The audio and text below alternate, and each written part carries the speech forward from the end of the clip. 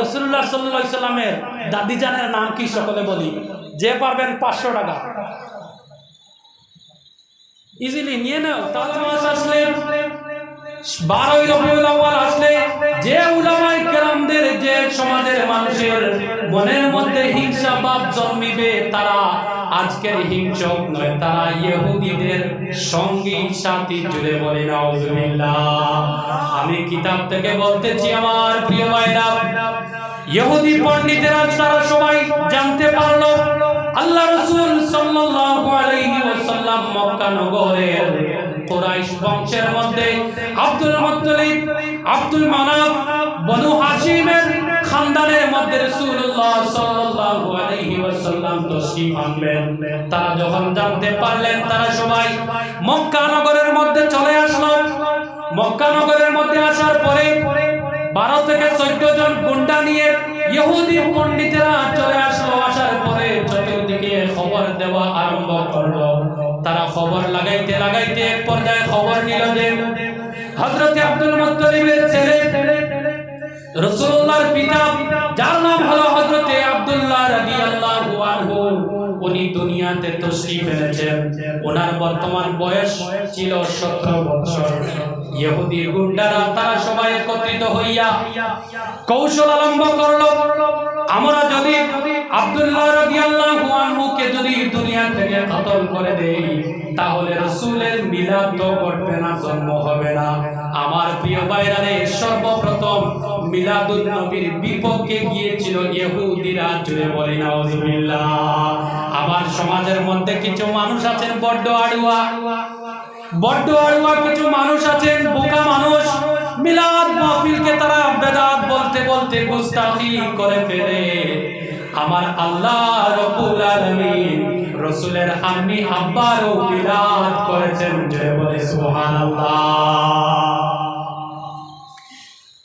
সম্মানিত প্রিয় ভাইরা, ইহুদি দালালেরা মক্কা নগরের চতুর্দিকে ঘোরাঘুরি আরম্ভ করলো, আর তারা তাল্লাশি নেওয়া আরম্ভ করলো। আব্দুল্লাহ কোথায় গিয়েছেন, কোন রাস্তা দিয়ে গিয়েছেন। তারা আব্দুল্লাহকে মেরে হত্যা করে ফেলবে।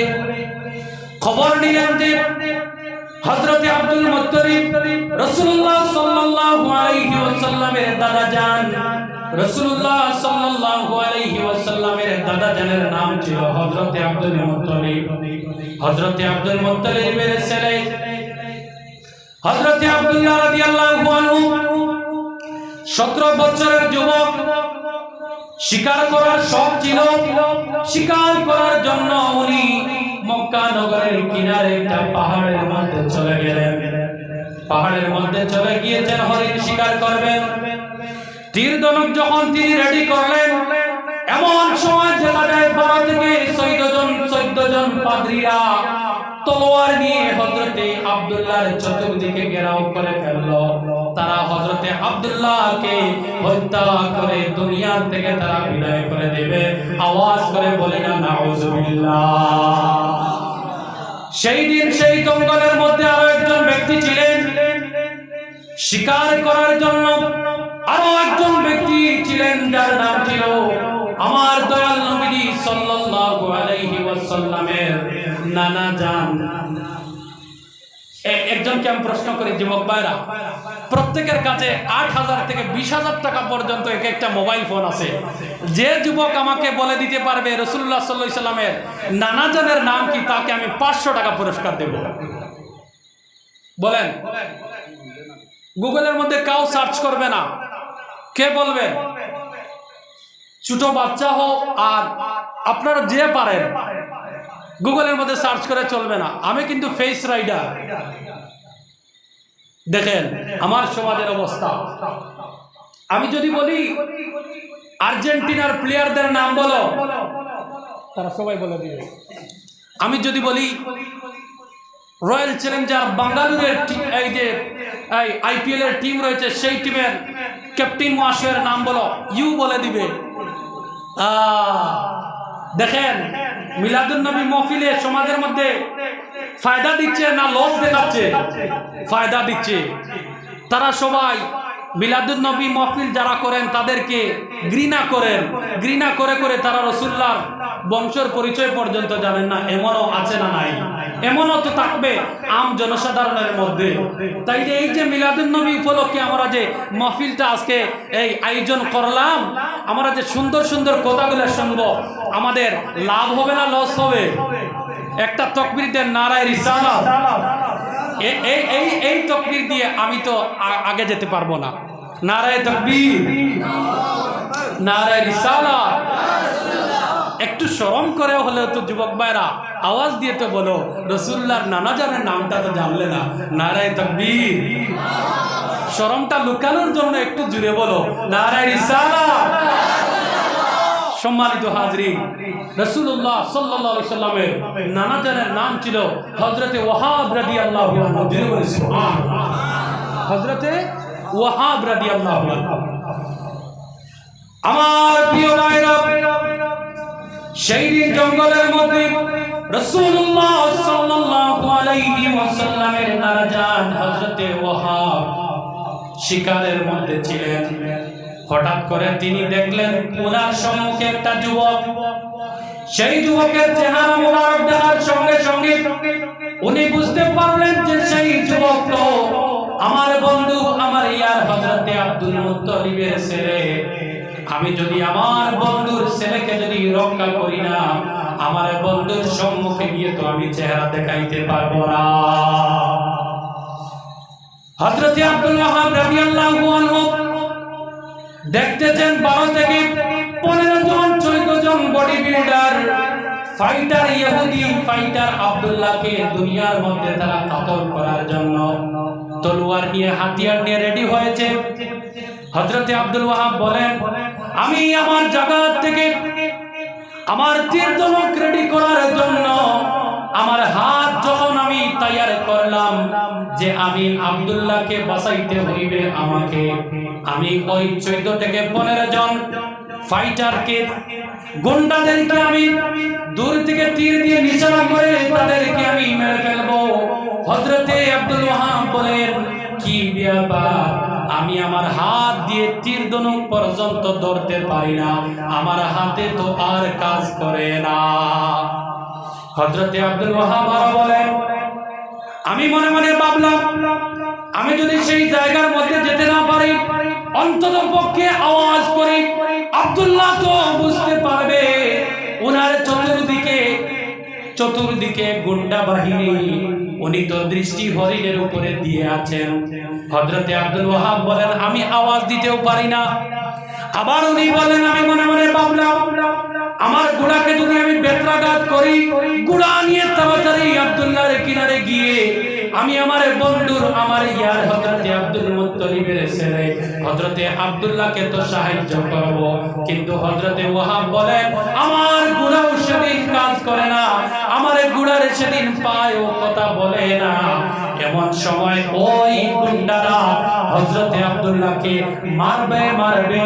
ওই সময় দেখা যায় আসমান থেকে নতুবা জমিন থেকে হঠাৎ করে বিশাল বড় একটা বাঘ এসে ওই 10 থেকে 15 জন গুন্ডাদেরকে দংশন করে মেরে খেয়ে ফেলল। সুবহানাল্লাহ। বর্তমানে কিছু মৌলবীরা, কিছু মৌলানারা বলেন রাসূলুল্লাহর আম্মাজান আব্বাজান জাহান্নামী। ঠিক কিনা? আমার যুবক ভাইরা, মোবাইলের বিশাল বড় বড় শেখদের থেকে কিন্তু আপনারা সাবধান হয়ে যাবেন। উনারা দলিল দেন রাসূলুল্লাহর মাও জাহান্নামী, রাসূলুল্লাহর বাবাও জাহান্নামে। জুড়ে বলেন আউযুবিল্লাহ। সম্মানিত উপস্থিতি, আচ্ছা বলেন তো দেখি, জাহান্নামী মানুষের ঘরে কি আখেরি জমানার পয়গম্বরের জায়গা হবে?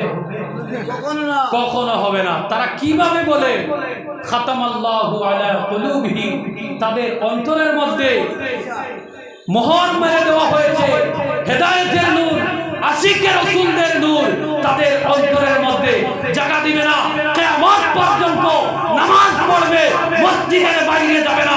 আওয়াজ করে বলেন কথা ঠিক কিনা? সম্মানিত হাজরিন, রাসূলের মহব্বত নিয়ে একটা যদি আমল করি আমি, সেই আমল করবেন জমিনে, আর আমলের পাওয়ার চলে যাবে আল্লাহর আরশের মধ্যে। জুড়ে বলি সুবহানাল্লাহ। কি আপনারা কথা বলে না, শেষ করে দেব নাকি? যে শেষ করে দেব নাকি? আমার যুবক ভাইরা একটু সম্মুখে আসো, আমাকে একটু সাহায্য করো না, একটু দূরে শরীফ পড়ে আল্লাহুম্মা সাল্লি আলা সাইয়্যিদিনা মুহাম্মাদ আল্লাহুম্মা সাল্লি আলা সাইয়্যিদিনা মুহাম্মাদ নাবিয়ানা মাওলানা মুহাম্মাদ আল্লাহুম্মা সাল্লি আলা সাইয়্যিদিনা মুহাম্মাদ আল্লাহর দোস্ত নূর নবীজি জগত করলেন উজালা আল্লাহর দোস্ত নূর নবীজি জগত করলেন উজালা আরে পাক জবানে পড়লেন নবী লা ইলাহা ইল্লাল্লাহ আল্লাহুম্মা সাল্লি আলা সাইয়্যিদিনা মুহাম্মাদ নাবিয়ানা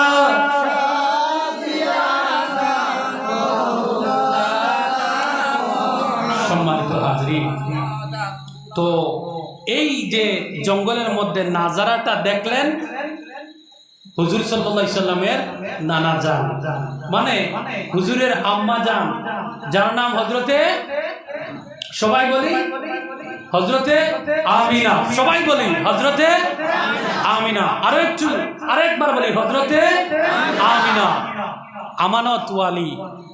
আহা, যার কথা আল্লাহ রাব্বুল আলামিন তার প্রিয় প্রিয় নবীদেরকে যার ব্যাপারে মিলাদ করেছে, বলে দিয়েছে, আলোচনা করেছে, জুড়ে বলেছে সুবহানাল্লাহ।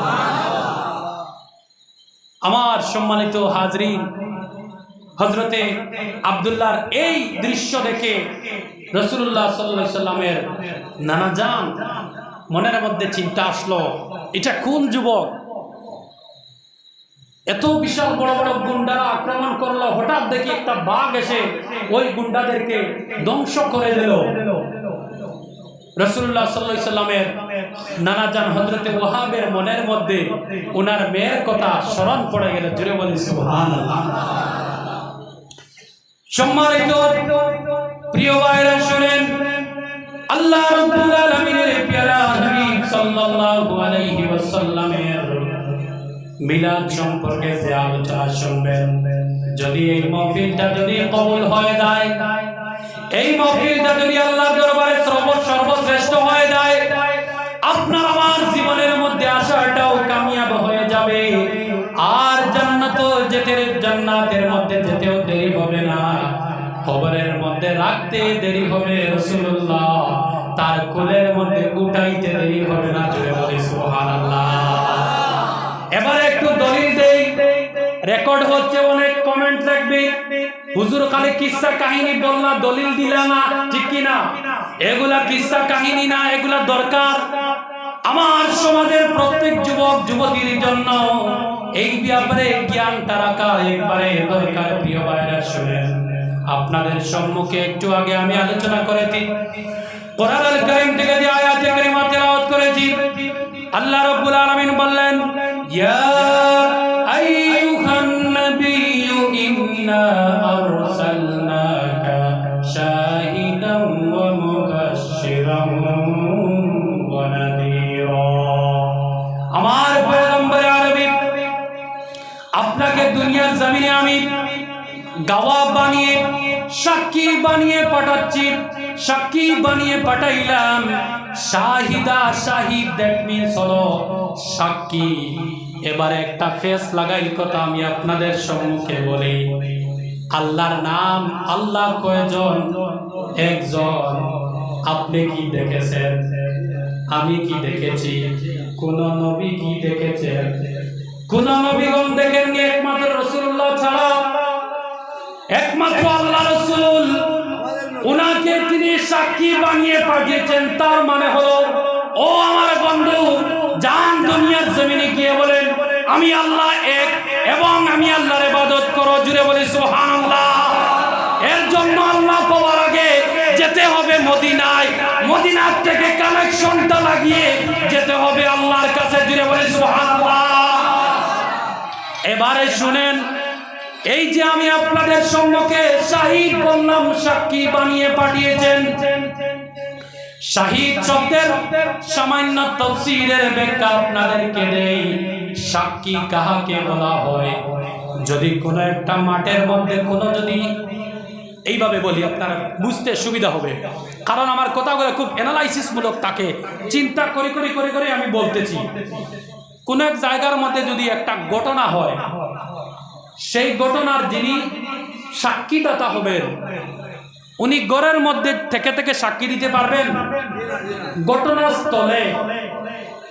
ঘটনাস্থলে উনি দাঁড়িয়ে নিজ চোখকে যা দেখবেন তা সাক্ষী দিবেন, আর তা সাক্ষী বিচারপতির কাছে গ্রহণযোগ্য হবে। জুড়ে বলি সুবহানাল্লাহ। আল্লাহ বলতেছেন, শাহিদা, আমি আপনাকে সাক্ষী স্বরূপ পাঠিয়েছি। বন্ধু, গিয়ে বলেন না আমি আল্লাহ এক, আমার নাম আল্লাহ। জুড়ে বলি সুবহানাল্লাহ। আপনারা আশিকের কান দিয়ে তো শুনতেছেন, জি। কারণ হচ্ছে দেখেন, এই তো টাউনের মধ্যে অনেক সময় গিয়েছে 10 থেকে 15 মিনিট, অজু করে আর 10টা মিনিট সময় নেইনি যে দাঁড়িয়ে একটু বসে বিশ্রাম করে তারপরে মাহফিল করব। যাই হোক, শুনেন, বলতেছিলাম শাহিদের তাফসীর আরো একটি হলো, উনার সাক্ষী নেওয়া হবে যিনি যে জিনিস কান দিয়ে শুনেছেন, চোখ দিয়ে দেখেছেন, উনাকে সাক্ষী নেওয়া হবে উনার। তো আল্লাহ পাক রব্বুল আলামিন তার পেয়ারা হাবিবকে সাক্ষী স্বরূপ পাঠিয়েছেন। রাসূলুল্লাহ সাল্লাল্লাহু আলাইহি সাল্লাম বলেন, আমার দিকে তাকান সবাই, আল্লাহ পাক আমাকে এমন মুআজিজা দান করেছেন, আল্লাহ পাক আমাকে এমন মায়া করেছেন, সমস্ত পৃথিবীর মধ্যে যা হয়েছিল, যা হচ্ছে, যা হবে, সব কিছু কোন মানুষ যদি তার নিজের হাতুর তালুর দিকে যদি তাকায়, তার হাতের মধ্যে যদি সরিষার দানা থাকে, যেভাবে সরিষার দানার প্রত্যেক দিক সে দেখতে পাবে, ঠিক তেমনি ভাবে আল্লাহ পাক রব্বুল আলামিন আমাকে এমন একটা মায়া করেছে, এমন রহমত দিয়েছেন, পৃথিবীর মধ্যে যা হয়েছিল, যা হবে, যা হচ্ছে, প্রত্যেক কিছু আমি রাসূল আমার নিজ কুদরতি কান দিয়ে শুনতে পাই এবং দেখতে পারি। দ্যাট মিন্স মদিনার থেকে আমরা এই জায়গার মধ্যে যে মিলাদুন নবী মাহফিল বানাচ্ছি, মিলাদ সম্পর্কে আলোচনা করতেছি, রাসূলুল্লাহ সাল্লাল্লাহু আলাইহি সাল্লাম নিজ কান দিয়ে শুনতেছেন এবং দেখতেছেন। শুধু তা নয়, আমাদের এক একজনের পরিচয় মদিনার মধ্যে থেকে থেকে রাসূলুল্লাহ নিজ চক্ষু মোবারক দিয়ে, নিজ কান দিয়ে দেখতেছেন, শুনতেছেন। জুড়ে বলি সুবহানাল্লাহ। সম্মানিত হাজিরিন, তার মানে হলো আপনি যে বসেছেন, আমি যে এসেছি, আমরা সবাই এর পরিচয় বর্তমানে মদিনা শরীফের মধ্যে হুজুরের কাছে চলে গিয়েছে। জুড়ে বলি সুবহানাল্লাহ, জুড়ে বলি সুবহানাল্লাহ।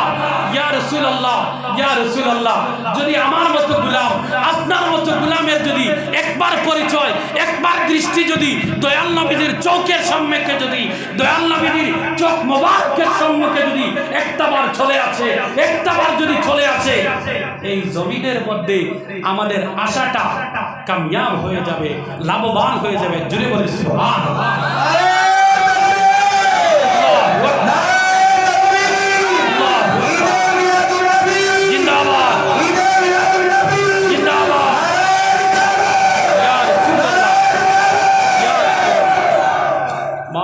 যুবক ভাইরা, কি বুঝো, এখনো যদি উনি ফুটবল মাঠের মধ্যে বল কিক করেন, আমার বিশ্বাস গুটকা যারা খান তাদের থেকে ওনার স্পিডটা বেশি হবে। আল্লাহ ওনাকে হায়াত দান করো, সকলে বলি আমিন। ওনার মনের চেতনা দেখেছেন, আবেগ দেখেছেন। এত বিশাল বড় কথা বললাম, যে এই জায়গার মধ্যে যে মহফিল হচ্ছে সেই মহফিলের দৃশ্য রাসূলুল্লাহ সাল্লাল্লাহু আলাইহি সাল্লামের চক্ষু মুবারকের মধ্যে ফুটে ভেসে। সম্মানিত হাজরিন, এবারে প্রমাণের তো দরকার যে রাসূলুল্লাহ তো ১৫০০ বছর আগে দুনিয়ার থেকে চলে গিয়েছেন। আমাদেরকে কিছু সংখ্যক উলামায়ে কেরামরা বলেন যে ১২ই রবিউল আউয়াল মাস আসলে আপনারা খুশিতে মিলাদ উদযাপন করেন, ওনার তো ওফাত হয়েছে, তাহলে তোমরা কাঁদাকাদি করো না কেন? এই জায়গার মধ্যে ফেস আছে না নাই? আমি আমি আমি প্রত্যেক গোরানার উলামায়ে কেরামদের ছাত্র, আমার দেওবন্দি উলামায়ে কেরামদেরও আমি ছাত্র, রামপুরি উলামায়ে কেরামদেরও আমি ছাত্র, আমি প্রত্যেক গোরানার উলামায়ে কেরামদের আমি ছাত্র। কিন্তু একটু চেষ্টা করতেছি যে আপনাদের সম্মুখে কি কোনো কিছু দেওয়া যায়। এবার একটা আমি প্রমাণ দিচ্ছি। ওনারা যে প্রশ্ন করেন যে এই দিন ওফাতের তারিখ দেখবি, উনি এই দিন দুনিয়ার থেকে চলে গিয়েছেন, তাহলে তো একটু ক্রন্দন করা দরকার। আপনারা ক্রন্দন করেন না কেন? এবারে নেন দলিল। রাসূলুল্লাহ সাল্লাল্লাহু আলাইহি ওয়াসাল্লামের জলিলুল কদর সাহাবী, যার নাম হযরতে আনাস রাদিয়াল্লাহু আনহু। কি নাম বললাম? নাম বলো হযরতে আনাস। কি নাম বললাম? হযরতে আনাস রাদিয়াল্লাহু আনহু। উনি বলেন, আমার মায়ার নবীজি সাল্লাল্লাহু আলাইহি সাল্লাম বলেছেন, আল আম্বিয়াউ আহইয়াউন ফি কুবুরিহিম ইউসাল্লুন। জুড়ে বলি সুবহানাল্লাহ। রাসূলুল্লাহ সাল্লাল্লাহু আলাইহি সাল্লাম বলেছেন, মায়ার সাহাবীরা, আমার আগে এবং আমি পর্যন্ত যত নবীগণ এসেছেন প্রত্যেক নবীকে একসাথে আম্বিয়া বলা হয়। আম্বিয়া হচ্ছে প্লুরাল নাউন, এটা সিঙ্গুলার নয়, বহু বচন। প্রত্যেক নবীগণ আহইয়াউন ফি কুবুরহিম, প্রত্যেক নবীগণ নিজ নিজ কবরের মধ্যে হায়াতি, হায়াবান, হায়াতরত অবস্থায়, জিন্দা অবস্থায়। জুড়ে বলি সুবহানাল্লাহ। কি করতেছেন ইয়া রাসূলুল্লাহ? ইউসাল্লুন, নামাজ আদায় করতেছেন, নামাজ পড়তেছেন। জুড়ে বলি সুবহানাল্লাহ। তাহলে উনারা যে বলেন এই দিন তো দুনিয়ার থেকে উনি তশরিফ নিয়ে গিয়েছেন, দ্যাট মিন্স উনার তো মৌত হয়ে গিয়েছেন, আউযুবিল্লাহ। তাহলে আপনারা কাদাকাদি কেন করো না? আমি তো মৌতের কোনো দলিল পাই নাই, আমি তো পেয়েছি আল আম্বিয়াউ আহইয়াউন ফি কুবুরিহিম, নবীগণ হায়াতে জিন্দেগিতে কবরের মধ্যে আছেন। আমার নবী জিন্দা নবী, আমি আবার মুর্দা বলে কেন আমি ক্রন্দন করব? জুড়ে বলি না সুবহানাল্লাহ। এর জন্য আমরা মিলাদুন নবীর 12ই রবিউল আউয়াল আসলে আমরা খুশি বানাই। জুড়ে বলি সুবহানাল্লাহ। আমার থেকে বলেছি না দলিল দিয়ে বলেছি? যদি একটা হাদিস কোনো মানুষ যদি অস্বীকার করে, সে কি আর মুমিন থাকবে? তাইলে যাও, আপনি সর্বপ্রথমে এই দলিলটিকে খণ্ডন করো, তারপরে আপনি মিলাদুন নবী মাহফিল বন্ধ করো। জীবনেও পারবে না। ওয়ারাফা'না লাকা যিকরা। বন্ধু, তোমার আপনার সম্মান, আপনার রেসপেক্ট আমি আল্লাহ, বিশ্বর মধ্যে নয়, আমি আল্লাহই যত জায়গার মধ্যে আছে থাকবে ছিল, প্রত্যেক জায়গার জন্য আমি আপনাকে ওয়ারাফা'না লাকা যিকরা করে দিয়েছি। আমি আল্লাহ, যত জায়গার আল্লাহ, আপনি নবী তত জায়গার ওমা আরসালনাকা ইল্লা রাহমাতাল লিল আলামিন। জুড়ে বলি না সুবহানাল্লাহ।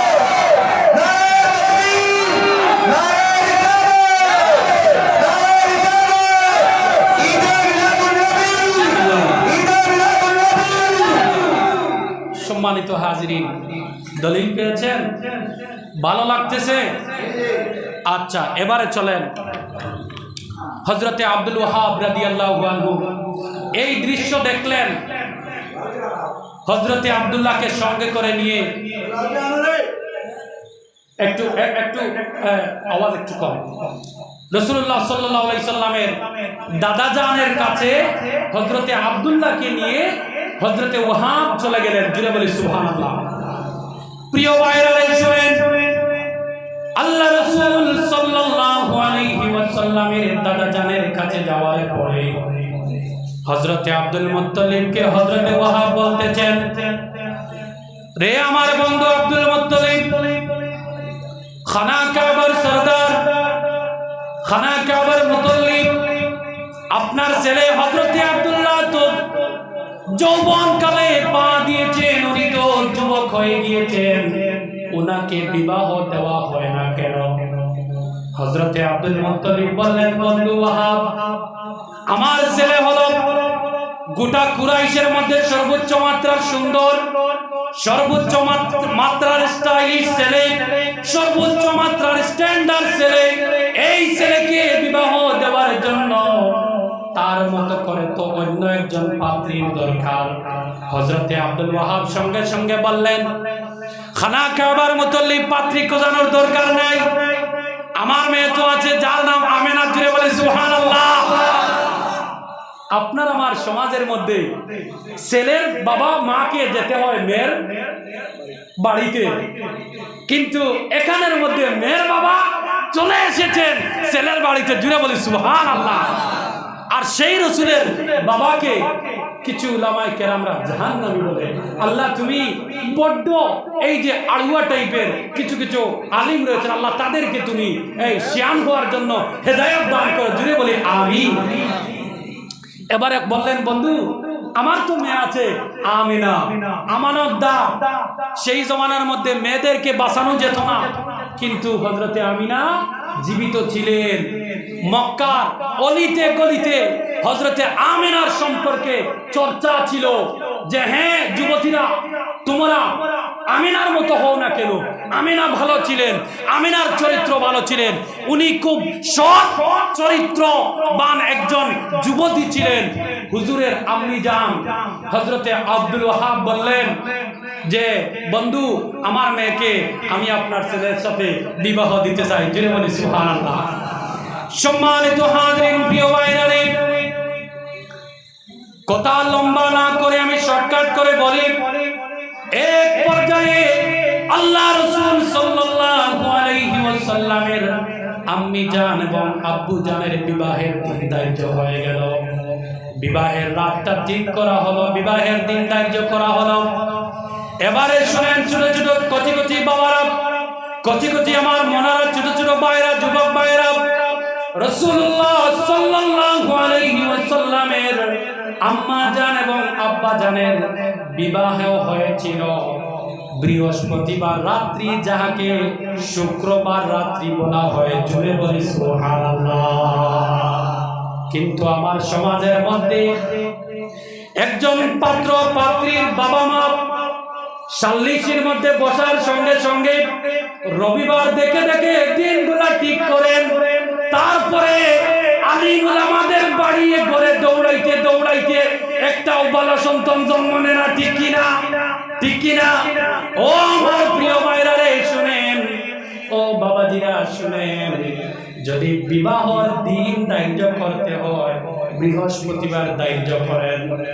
আল্লাহ রাব্বুল আলামিনের প্যারা পয়গম্বর সাল্লাল্লাহু আলাইহি ওয়াসাল্লামের আম্মা জান এবং আব্বা জানের বিবাহ হয়েছিল শুক্রবার রাত্রি, বৃহস্পতিবার দিনগত রাত্রিতে। জুড়ে বলে সুবহানাল্লাহ। আমি আরো এগিয়ে যাব না, চেষ্টা দেব। ইয়া আল্লাহ, হুজুর হবে তো, শুরুয়াত হয়েছে তো না, বেশ সময় নিব না। ঠিক আছে, হবে। আপনাকে প্রথম পেয়ে দেন মানুষ। সম্মানিত হাজিরিন, রাসূলুল্লাহ সাল্লাল্লাহু আলাইহি ওয়াসাল্লামের আম্মু এবং আব্বুর বিবাহ হয়ে গেল। জুড়ে বলি সুবহানাল্লাহ। হযরতে আমিনা রাদিয়াল্লাহু আনহা বলেন,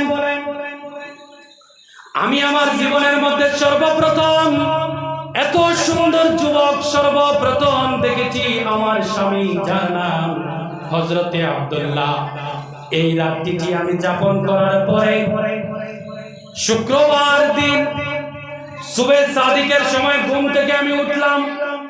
ওঠার পরে আমার শরীরের মধ্যে এমন হালকা হালকা মিষ্টি মিষ্টি ভাব আরম্ভ হয়ে গেল। আমার শরীরের মধ্যে একটা মিষ্টি আম্বরের চাইতেও আরো খুশবুদায়ক একটা গ্রান কোথার থেকে আমার নাকের ছিদ্র দিয়ে ভিতরে ঢোকা আরম্ভ হয়ে গেল। জুড়ে বলি সুবহানাল্লাহ।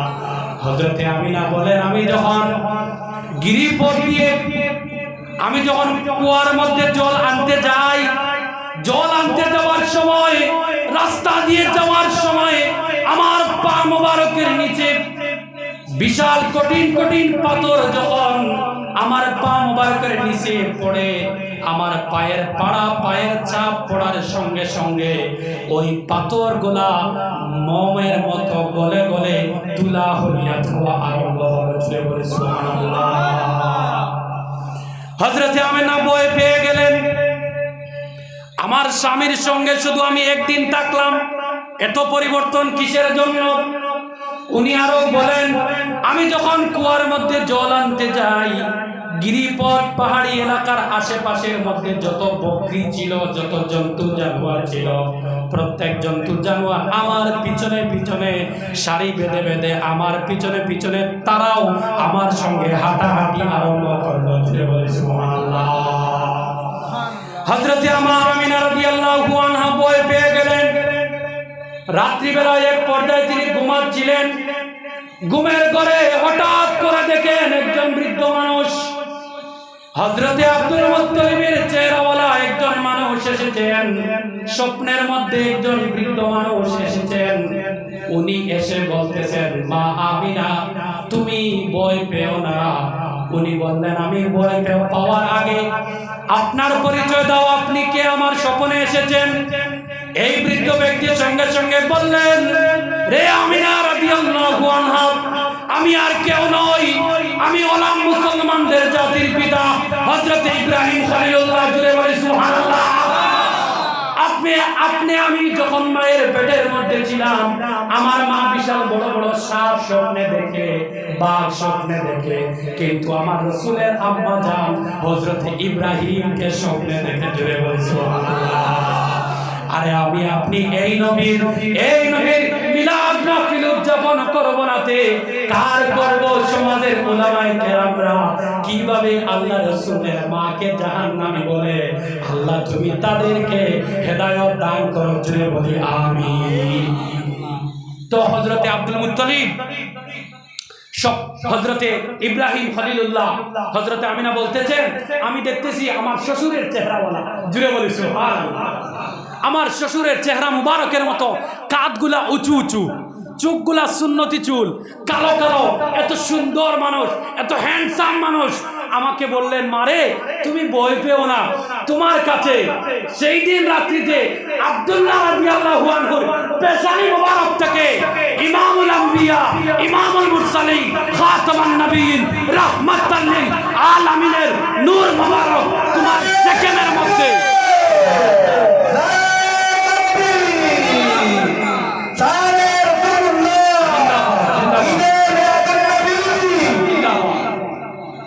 উনি বলেন, আপনার রেহেমের মধ্যে আল্লাহ পাক রব্বুল আলামিনের আখেরি পয়গম্বর চলে গিয়েছেন। আপনার রেহেমের মধ্যে আল্লাহ পাক হেফাজতের কুঠার মধ্যে পাঠিয়ে দিয়েছেন। জুড়ে বলি সুবহানাল্লাহ।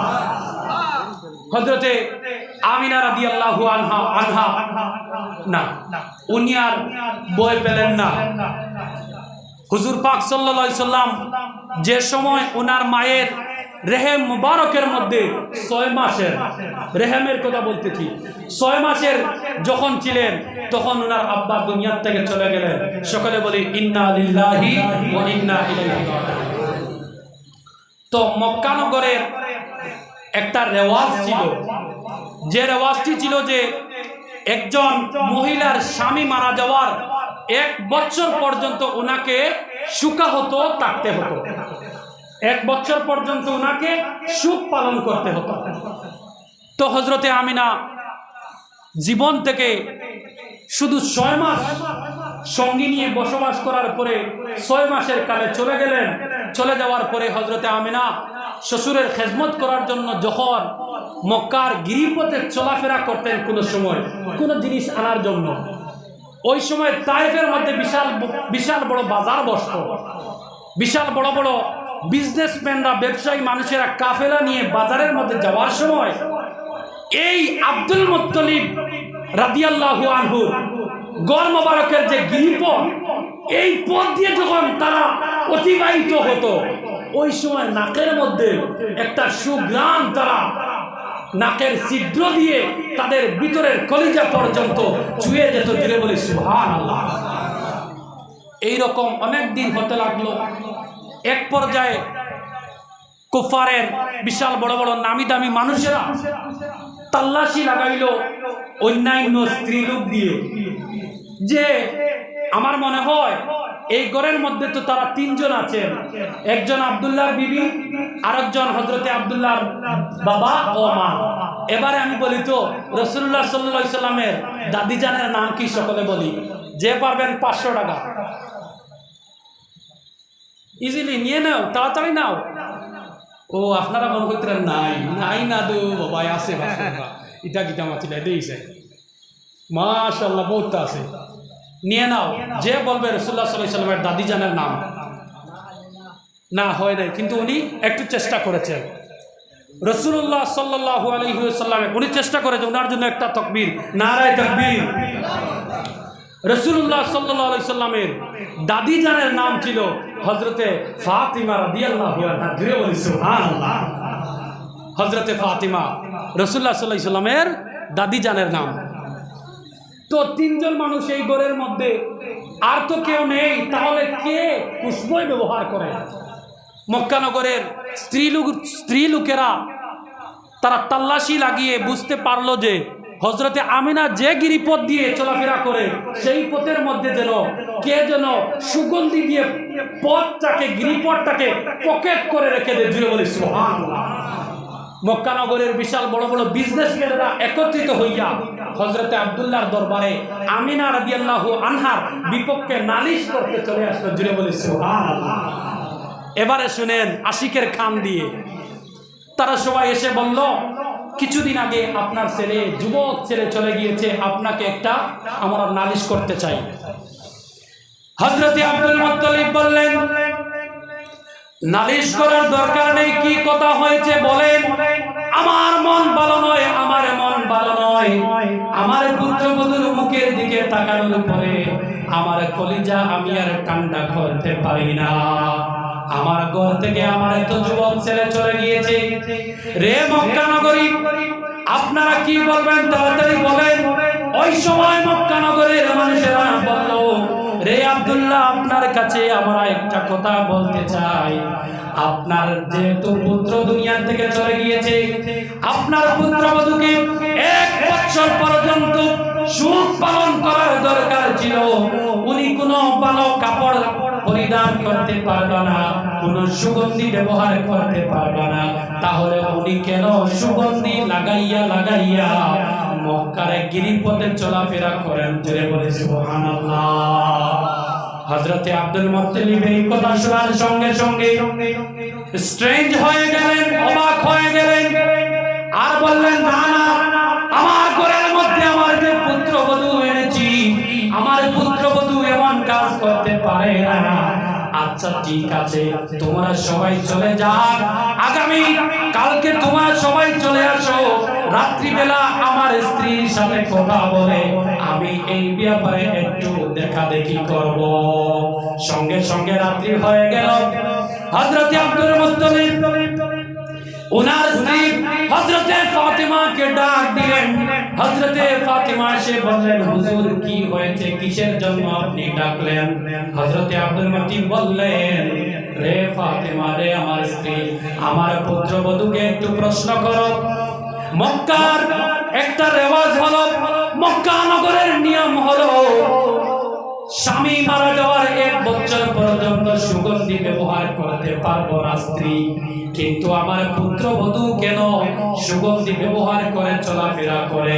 আমার পুত্রবধূর ব্যাপারে আমার কাছে নালিশ এসেছে।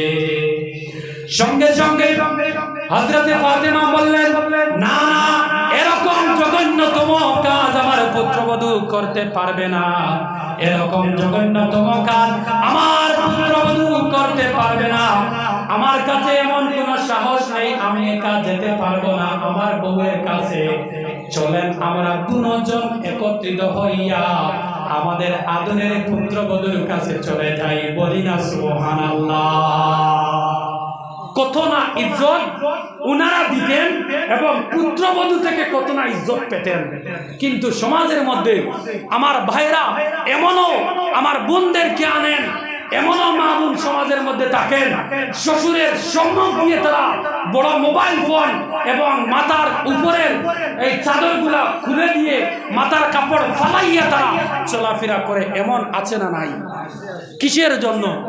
আপনার আমার ভুলের জন্য। বিবাহ প্রথম দিন রবিবারে দিয়েছি, ঠিক কিনা? যদি বৃহস্পতিবারে বিবাহটা হয়ে যেত, আমার মনে হয় সেই বরকতের উসিলায় এরকম বেয়াদবিমূলক কাজ আর হতো না। এই মাসলাটা তো পেয়েছেন, ফতোয়ার স্বামীর মধ্যে আছে। আল্লামা আবিদিন শামী রাহিমাহুল্লাহ উনার ফতোয়ার স্বামীর মধ্যে উনি লিখেছেন যে সুন্নত হলো বৃহস্পতিবার দিনগত রাত অথবা বৃহস্পতিবার দিনে বিবাহ দেওয়া, শুক্রবার দিনে বিবাহ দেওয়া, শুক্রবার দিনে বিবাহ দেওয়া, এটা হচ্ছে সুন্নত। সম্মানিত হাজরিন, দুজন একত্রিত হইয়া হযরতে আমিনার ঘরের মধ্যে গেলেন, গিয়া বললেন, মারে আমরা কি আসবো? জুড়ে বলি সুবহানাল্লাহ। শ্বশুর কি ইজ্জত দিতেছেন। হযরতে আমিনার সঙ্গে সঙ্গে বললেন, আব্বা আসবো কেন, আসেন। উনি আসেন বলে ঘরের দরজার একটা কোণার মধ্যে গিয়ে এই মেকুরের মতো দাঁড়িয়ে গেলেন। জুড়ে বলি সুবহানাল্লাহ। হযরতে আব্দুল মুত্তালিব বললেন, মারে মনের মধ্যে যদি কোনো কিছু নেন না, তাহলে আপনাকে একটা কথা জিজ্ঞাসা করব। ফাতিমাও বললেন, মারে যদি দুঃখ নেও না তাহলে একটা প্রশ্ন জিজ্ঞাসা করব। হযরতে আমিনা বললেন, আব্বা আপনার জন্য আমি আমিনার কলিজা পর্যন্ত বিলীন করে দিতে পারি, দুঃখ নেওয়ার দরকার নাই। আপনারা তো আমার মাই বাবা, আপনারা বলেন কি প্রশ্ন করবেন? হযরতে আব্দুল মুত্তালিবের স্ত্রী রাসূলুল্লাহ সাল্লাল্লাহু আলাইহি সাল্লামের দাদি জান হযরতে ফাতিমা বললেন, মারে তোমার ব্যাপারে নালিশ এসেছে। মক্কার গিরিপথ দিয়ে চলাফেরা করার সময় তুমি কেন শরীরের মধ্যে আতর ব্যবহার করো, সুগন্ধি ব্যবহার করে ঘরের বাইরে কেন যাও? এই সময় হযরতে আমিনা বললেন, আব্বা ও মা, এরকম কাজ আমি করতে পারি না। অনেক দিন থেকে আমার সাথে অনেক ঘটনা হচ্ছিল, আমিও বলার মতো সাহস পাইনি।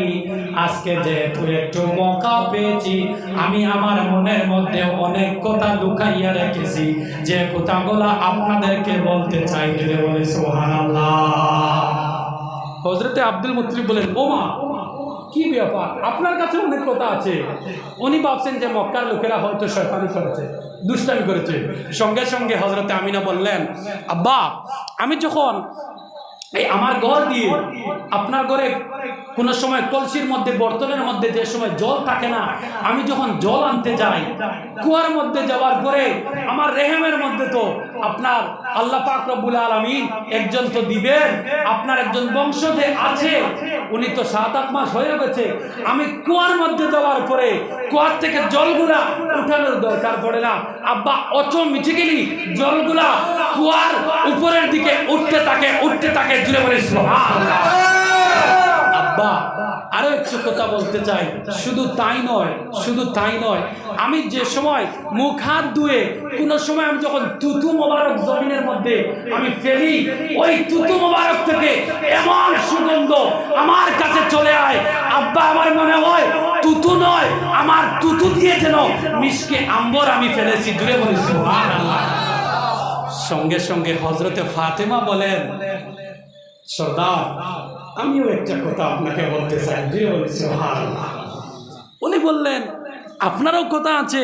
সঙ্গে সঙ্গে হযরত ফাতেমা বললেন, আমার পুত্রবধূ যখন গোসলখানার মধ্যে গোসল করতে যায়, ও যখন গোসল করে চলে আসে, আসার পরে আমি যখন গোসলখানার মধ্যে ঢুকি, সর্দার সেই মালিকের কসম, যে মালিকের হাতের মধ্যে আমার জান, আমার মান ইজ্জত, গোসলখানার মধ্যে থেকে আমার পুত্রবধূ গোসল সেরে বাইর হওয়ার পরে আমি যখন গোসলখানার ভিতরে ঢুকি, আমার মনে হয় কে যেন সমস্ত বাথরুমকে, গোসলখানাকে আতর দিয়ে সুগন্ধি দিয়ে এই মাত্র প্যাক করে রেখেছে।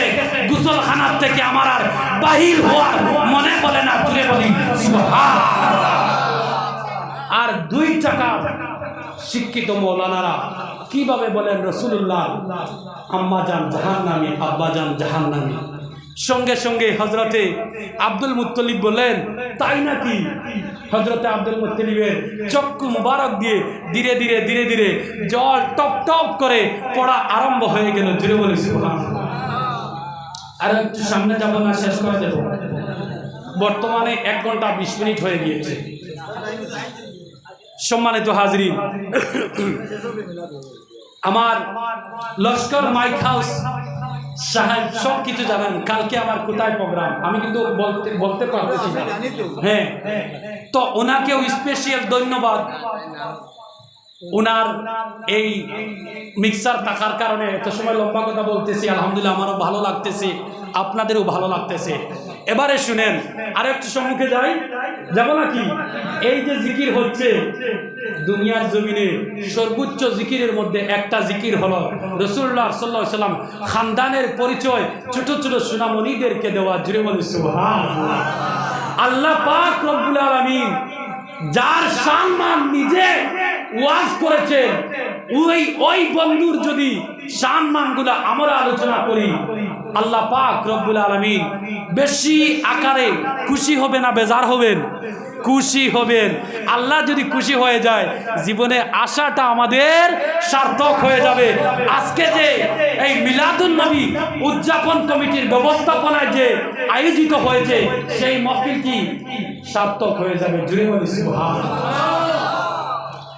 তো এক পর্যায়ে 11 রবিউল আউয়াল চলে আসলো। হুজুর তশরিফ এনেছেন 12 রবিউল আউয়াল সুবে সাদিকের সময়। আজকে সময় হলো 11 রবিউল আউয়াল। এইভাবে ধরেন, রাত্রিবেলা হযরতে আব্দুল মুত্তালিব বুঝতে পারতেছেন যে ওনার নাতি নাতনি দুনিয়ার মধ্যে চলে আসবেন, উপায় নেই, আমি একা নির্জন একাকী, আমার পুত্রবধূকে কে সাহায্য করবে? হযরতে আমিনা বলেন, আমার প্রিয় ভাইরা, রাত্রি যখন অনুমানিক 11টা 12টা 1টা 2টা হওয়া আরম্ভ হয়ে গেল, হযরতে আমিনা রাদিয়াল্লাহু আনহা চিন্তার মধ্যে মগ্ন ছিলেন। আর চক্ষু দিয়ে টপ টপ করে জল পড়তেছিল।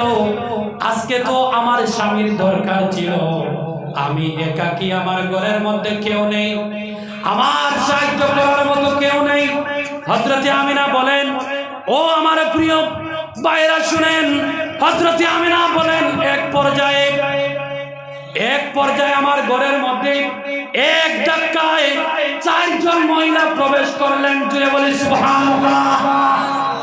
আমার ঘরের মধ্যে 4 জন মহিলা প্রবেশ করার আগে আমার চোখের মধ্যে আল্লাহ পাক এত পাওয়ার দিয়েছিলেন, আমি আমার হুজরা মোবারক থেকে শাম দেশের রাজধানী পর্যন্ত চক্ষু দিয়ে দেখতে পাই। জুড়ে বলি সুবহানাল্লাহ।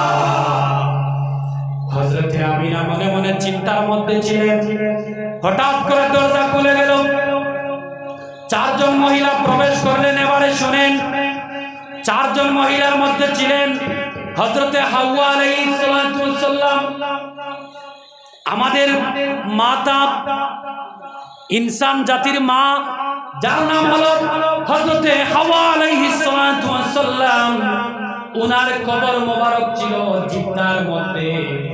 দেখেন আল্লাহ তার বন্ধুর উসিলায় মুর্দা কবর থেকে উঠাইয়া খেদমতের জন্য আমিনার ঘরে পাঠিয়ে দিয়েছে। জুড়ে বলি সুবহানাল্লাহ। আপনি আমি যদি দয়াল নবীর গুণগানের মাহফিলের মধ্যে সমস্ত জীবনের গুনাহ নিয়ে যদি অশ্রু জর্জর করে যদি ফালাইয়া দোয়া করি, আল্লাহ তোমার বন্ধুর জন্য মুর্দাকে জিন্দা করেছো। আল্লাহ তোমার বন্ধুর উম্মত তো আপনি, আল্লাহ আমার জীবনের তামাম গুনাহগুলোকে মাফ করে দাও। সকলে বলি আমিন। আপনারা বুঝতেছেন না? অসুবিধা হচ্ছে? এই তো শেষ করে দিন যুবক ভাইরা, শুনেন। দ্বিতীয় নম্বর মহিলা হলেন মিশরের মডেল ছিলেন যিনি, মিশরের সুন্দরী ছিলেন যিনি, যার নাম হলো হযরত আসিয়া রাদিয়াল্লাহু আনহা। ওনার কবর মোবারক মিশরের মধ্যে ছিল। হযরতে আসিয়া সুন্দর গেটআপ নিয়ে, সুন্দর চেহারা নিয়ে হযরতে আমিনার পা মোবারকের খেদমতের মধ্যে চলে আসলেন। জুড়ে বলি সুবহানাল্লাহ। আমার প্রিয় ভাইরা, আরেকজন মানুষ আসলেন, হযরতে মারিয়াম আলাইহিস সালাতু ওয়াস সালাম, সুন্দর চরিত্রবান ব্যক্তি, নারী, সুন্দর মহিলা। ওনার কবর ছিল শাম দেশের মধ্যে।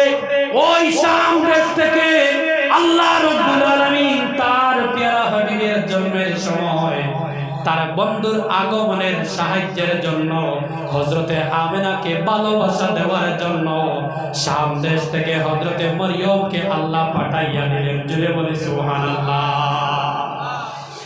আরো একজন মানুষ ছিলেন, একজন নারী, যার স্বামীও নবী, ছেলেও নবী। I repeat my life.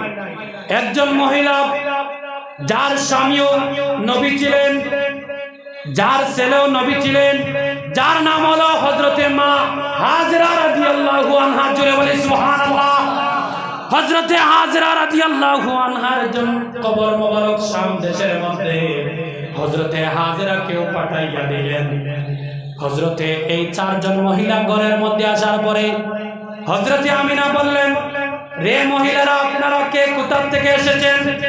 সবাই যখন পরিচয় দিলেন, পরিচয় দেওয়ার পরে হযরতে আমিনা শান্তি মনে বসে আছেন, শুইয়া আছেন। হযরতে আমিনা উনি বলেন, আমি দেখতেছি আসমান থেকে সুন্দর সুন্দর টুটওয়ালা, সুন্দর সুন্দর পাখি, সুন্দর সুন্দর পাওয়ালা আল্লাহর আসমান থেকে ফেরেশতারা যেন পাখি রূপ ধারণ করে আমার ঘরের চতুর্দিকে কেচর মেচর আরম্ভ করে দিল। জুড়ে বলি সুবহানাল্লাহ।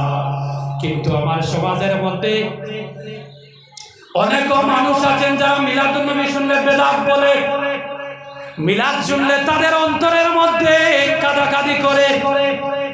ও আশিকে রাসূলেরা, লক্ষ লক্ষ শুকরিয়া আদায় করেন, আমরা আশিকে রাসূল হতে পেরেছি, ঠিক কিনা? ও যুবকেরা, পায়ের মধ্যে ধরি, দয়া করে নামাজ ছাড়ো না। আপনারা যে মোবাইলের পিছনে আছেন, যে মোবাইলটিকে বানিয়েছিল, এই মোবাইলের মেকার যে ছিল, বানারা যে ছিল, তার মায়ের জন্মের সময় ফেরেশতারা আসেনি। তার মায়ের জন্মের সময় চরিত্রবান নারীরা ছিল না হাজির। ও আমার প্রিয় ভাইরা, সালমান খানকে ফলো করে লাভ নেই, শাহরুখ খানকে ফলো করে লাভ নেই, মেসি রোনাল্ডোকে ফলো করে লাভ নেই। দয়াল নবীজির কদমের গোলাম হয়ে যাও, এই জীবন সুন্দর হইয়া যাইব, আখিরাত সুন্দর হইয়া যাইব। এই জীবনের মধ্যে গরিবী থাকবে না, এই জীবনের মধ্যে অভাব থাকবে না। আল্লাহি বিল্লাহি তাল্লাহি আশিকে রাসূলদেরকে আল্লাহ রাব্বুল আলামিন মানুষের সামনে নিয়ে কিতার জন্য, টাকার জন্য ভিক্ষা চাইতে পারে না। জুড়ে বলি সুবহানাল্লাহ।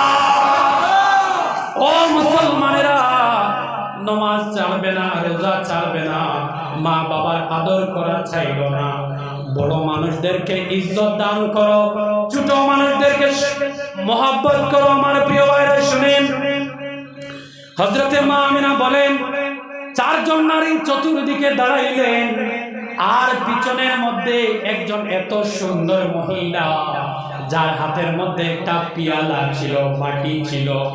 এই পেয়ালার মধ্যে, এত সুন্দর পেয়ালা, ডায়মন্ড, মণি, মুক্তা, ইয়াকুত পাথর দ্বারা হয়তো বানাই, এত সুন্দর একটা পেয়ালা বর্তন ছিল।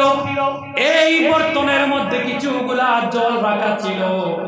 এই জল থেকে আমার ঘরের মধ্যে এসি বাতাসের মধ্যে ঢোকার পরে যেভাবে শরীরের মধ্যে আরাম লাগে, এইভাবে আমি একটা দৃষ্টান্ত দিলাম, সেটার লোকে দৃষ্টান্ত হয় না। এইভাবে আমার ঘরের মধ্যে একটা ঠান্ডা চতুর্দিকে মহল বইতে আরম্ভ লাগলো। আকাশের চাঁদ আমি দেখতে পাই। আকাশের চাঁদ সুন্দর হয়ে আমাকে কি যেন বলতেছে, আমিনা তুমি ভয় করো না, জুড়ে বলি সুবহানাল্লাহ। মক্কা নগরের হাওয়া বাতাসগুলা নিস্তব্ধ হয়ে গেল। মক্কা নগরের চতুর্দিকে ঠান্ডা বাতাস বওয়া আরম্ভ হয়ে গেল। চতুর্দিকে একটা খুশির মহল আরম্ভ হয়ে গেল। আমি চারজন মহিলাকে প্রশ্ন করলাম, আমার মাথার পিছনে যে নারী আছেন সেই মহিলাকে? সঙ্গে সঙ্গে সেই চারজন মহিলা বললেন, উনি কোন সাধারণ মানুষ নয় আমিনা, উনি হলেন আল্লাহ রাব্বুল আলামিনের জান্নাতের নারীদের সর্দারিনী। আপনার খেদমতের জন্য আল্লাহ রাব্বুল আলামিন পাঠিয়েছেন, জুড়ে বলি সুবহানাল্লাহ।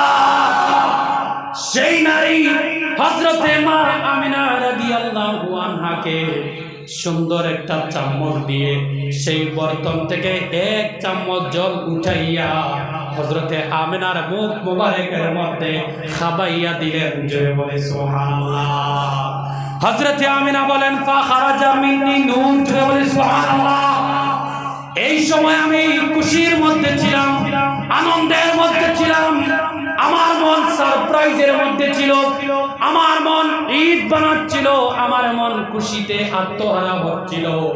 এমন সময় আমি বুঝতে পারলাম আমার দেহ থেকে যেন একটা নূর বাহির হইয়া গেছে, জুড়ে বলে সুবহানাল্লাহ।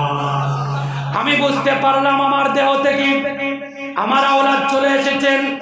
আমি তাকাইয়া দেখি পূর্ণিমার চাঁদের চাইতে লক্ষাধিক সুন্দর আমার আওলাদকে। আমি চারজন নারীকে বললাম, রে মহিলারা, আমার আওলাদকে গোসল দাও।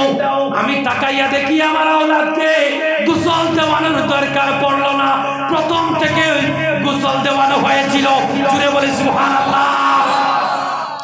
আমার আওলাদের আমি এই নারীকে বললাম, রে মহিলারা, খতনাটা করা হয়ে যাক। আমি দেখি আমার আওলাদের খতনাটা অলরেডি হয়ে গেছে।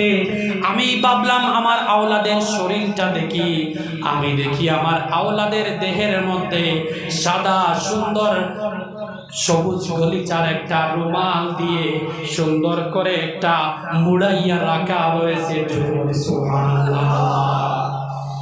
সঙ্গে সঙ্গে আমি আমার পুত্রকে আমি আমার কুলের মধ্যে নেওয়ার জন্য চেষ্টা করলাম। এই সময় দেখি আল্লাহর আকাশ থেকে লক্ষ লক্ষ ফেরেশতারা নাযিল হয়ে গেল। আমার ঘরের চতুর্দিকে আমার ছেলেকে ওনারা সালাম দিতে আরম্ভ করলো, আসসালাতু আসসালামু আলাইকা ইয়া রাসূলুল্লাহ। ও আশিকে রাসূলুল্লাহ, তারা শুধু আমার ছেলেকে সালাম দেয় তা নয়, তারা আমাকেও সালাম জানাইতে আরম্ভ করলো, জুড়ে বলি সুবহানাল্লাহ। ও আশিকরা শুনেন, মা আমিনাকে আল্লাহর ফেরেশতারা সালাম জানায়।